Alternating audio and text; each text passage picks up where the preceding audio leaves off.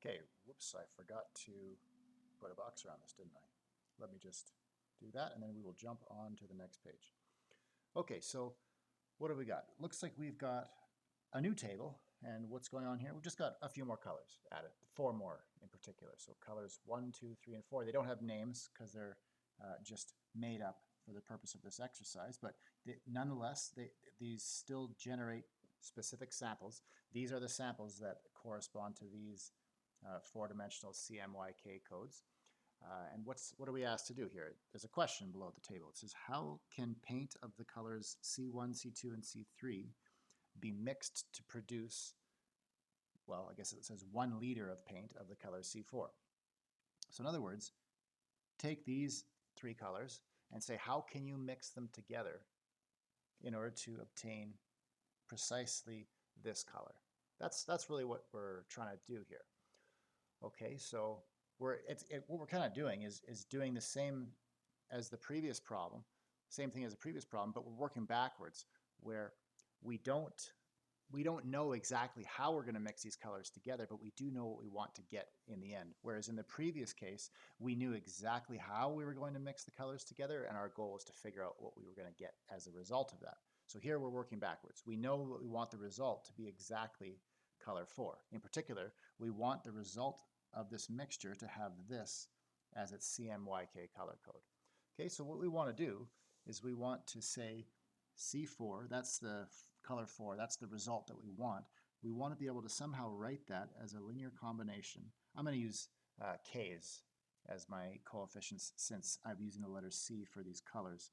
So K1 times C1 plus K2 times C2 plus K3 times C3.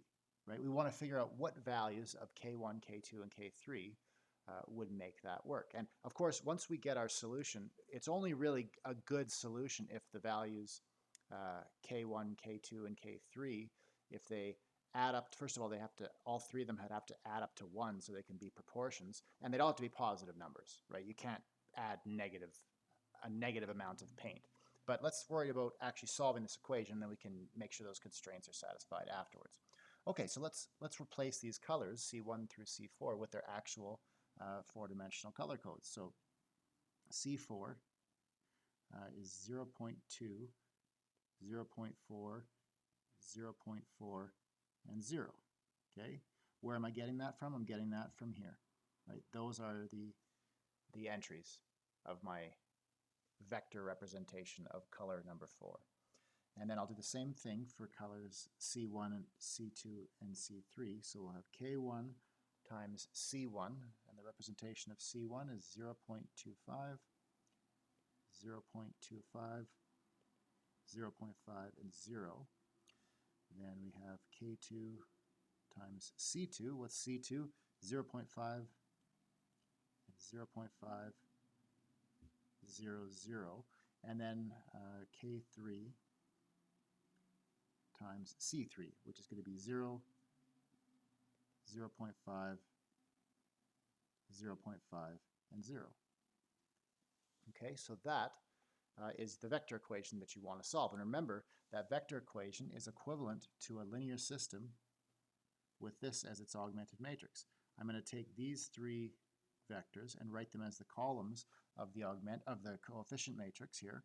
So I'll have 0 0.25, 0 0.25, 0 0.5, and 0. Actually, why don't I just copy and paste? So then the second column is going to be that second vector. And then the third column of the coefficient matrix is going to be this vector C3. And then my constant column is going to consist of the coordinates of C4. And now this is the augmented matrix of the linear system that we want to solve. And what you notice here is this looks ugly, right? This is the first time we've seen one with this many decimals.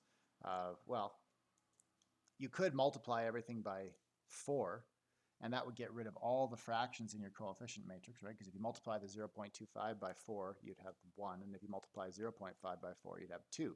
So if you did that, if you multiplied each row by 4, you would end up with no decimals or fractions in the coefficient matrix, but that wouldn't quite be enough to get rid of the decimals over here. You'd have to actually, it looks like you have to multiply everything by 10 if you really want to get rid of all the decimals. But then this would be, these would turn into 2.5s. So this is going to involve some work. No matter what, this is going to involve some work. And again, since this is an application section, let's use software to solve this problem. I'm going to show you a tool that I find quite handy.